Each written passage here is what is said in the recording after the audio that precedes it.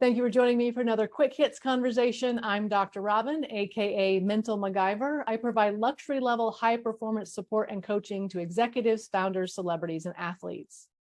With me today, I have Laura Agafitei. She is a strategy and design consultant for the health and wellness industry based in Dublin.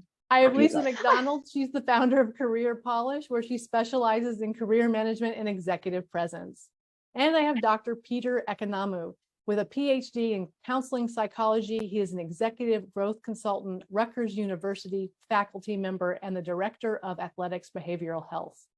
The question I have for you, why is letting someone help you such a powerful connector? Lisa, kick us off. I think it's the vulnerability aspect. If you're coming to somebody and either asking for help or at least receiving, and so letting them know that you need help, that's extremely vulnerable. And when somebody does so and they help, and I'm going to make an assumption that the help is in a positive way, that's a sense of security. That's a sense of safety. So I think that from that human needs connection, that's why it's such a powerful connector, because there's a vulnerability and there's a safety aspect.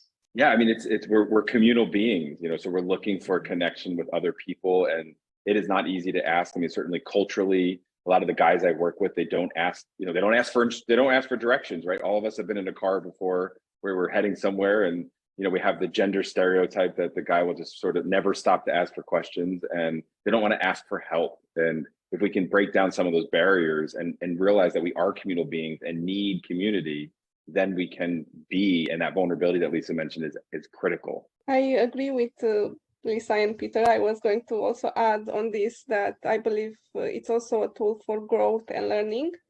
We are not supposed to do everything by ourselves, and we should be able to surround ourselves with people that are better than us, so we can learn from them. We get new ideas, new perspectives, we get inspired, and we get to have such a different result at the end, rather than you being by yourself, overwhelmed by all the tasks or thoughts that you have to deal with or resolve. So I think that having people around you and being able to choose the ones that will be suitable for your needs will definitely help you be a better person, and in your business and in your personal life as well. It's interesting, when I work with teams, I will ask the question, if you had a problem, why wouldn't you go to your teammates? And they will say, I don't want to be a burden.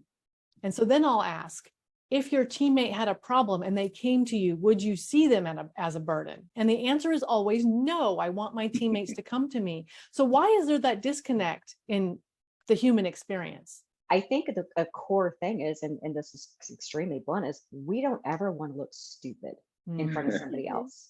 It's just human nature. But something I thought of is another powerful connector is when you ask for help when you already know. So, for example, I'm visiting family and I have 3 great nephews. And so I was playing with them yesterday, and the oldest one, we were going through something, and I was asking him for help. And just the beam and the smile of he gets to help Aunt Lisa. And so in a professional environment, I think that's a strong connector where you kind of give that rope of, what, let me help you bring this out. So I think that's another way to it's a connector, is if you ask somebody for help, to allow them to shine, to allow them to kind of come out of their shell a bit. Yeah, that makes so much sense. And Robyn, when you're saying about the disconnect, it made me think of what Laura said earlier about keeping people smarter around you. That's such an important, that you work on emotional intelligence and humility so that you can lead and perform at your highest level, and your team, you want to have them as productive and high and intelligent as possible. And that's such a beautiful thing to remember, because the vulnerability, all the stuff we're saying about this ability to ask for help and to connect, means that I recognize my limitations, and everyone has them. I'm also wondering, because I'm starting to see it in the sales world where they're like, oh, ask people for a favor. It seems manipulative to me. And Lisa, I love what you're saying about allow someone to shine by doing something that you already know how to do. But is it manipulative if you're doing it with the purpose of getting them to trust you so that you can sell them something? Absolutely. I think everything that we do, the baseline is intent, and that is going to be the barometer for if it's a positive interaction, if it's a negative.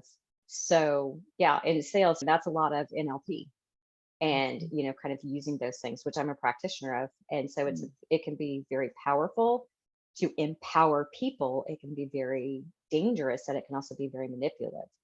So the reciprocity aspect, that may be why people have a problem asking for help. They don't want to be manipulated. And they also don't want to seem like they are weak. I think that's another issue as well, because people, from what I've seen and my experience, people associate it with weakness. And it's something that even myself, I've been going through this process. I was so bad at asking for help because from my experience and my cultural setting where I grew up, I was taught that if I ask for help, I'm weak. So it was a whole journey for me to process and understand that I just cannot do everything by myself because I'll go into burnout, which happens so many times. And it's just a lesson in progress. And I agree that also trust issues are also something to be considered. And it results from that, because being like a lone wolf, it's really going into the core, and it's breaking so many things, and it's just not useful for anybody, not for the community, not for your family. Yeah, because it has me thinking about stages of change. And so when you're talking about manipulation, you're thinking about motivational interviewing, getting people to want to change, listening for change behavior, looking for ambivalence.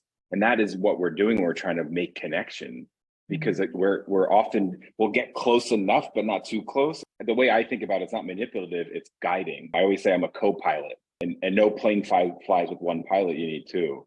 Yeah, I'm also thinking about, we've touched on it briefly, and I'd like to touch it specifically. And that is, if you're vulnerable and ask for help from the wrong person, it's dangerous and even bad. How do you know who I can trust to say, hey, I really need help?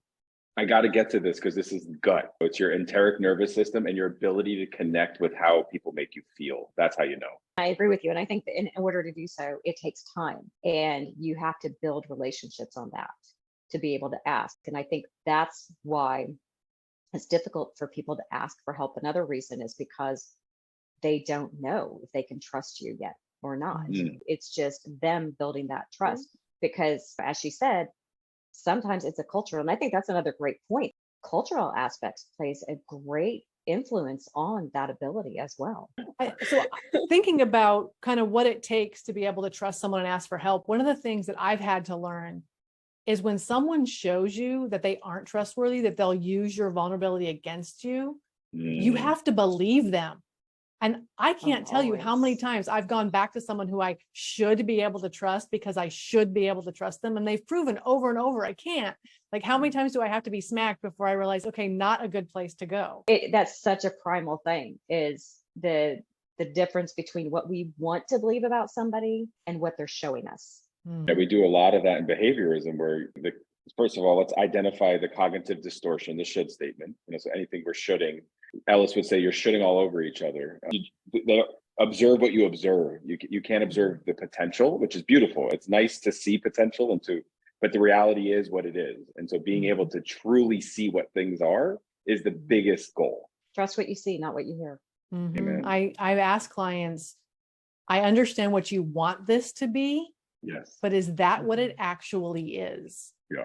And that's true, Good whether question. it's a business or your relationship with someone, like what's the reality, and versus what you're making up and what you want it to be. I always say that feelings are not facts. And it's something that it's like a reminder to me, because I tend to project a lot my beliefs and everything that I've been through.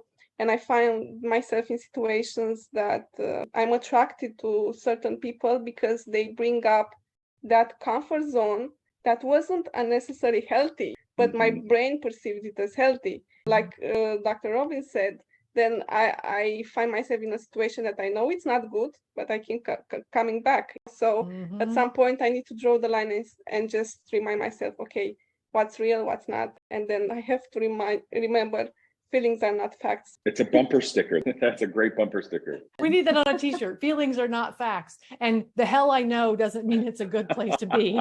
Amen. Right? Yeah. Exactly. Well, y'all, that is our 10 minutes. So thank you so much for having this conversation with me. And I look forward to speaking to each of you again very soon.